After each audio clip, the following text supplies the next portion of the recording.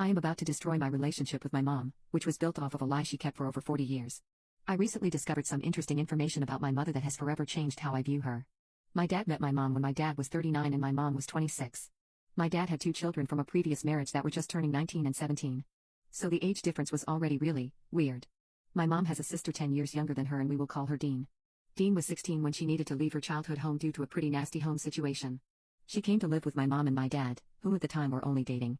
At some point during Dean's stay with my parents, which was several years, an affair occurred between Dean and my dad. This resulted in my older sister, who we can call Jay.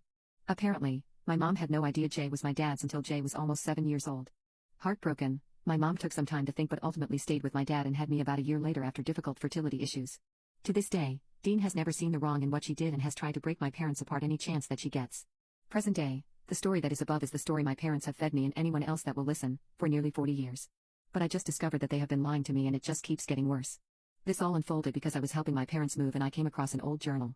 It was in a box that was going to be thrown out and I can't explain why, but I just reached out and took it and started reading. Why did I do that? My mom knew my dad was having an affair long before he confessed. Because Dean came and told my mom in the beginning that my dad was hitting on her and she did not like it. She felt he was too old.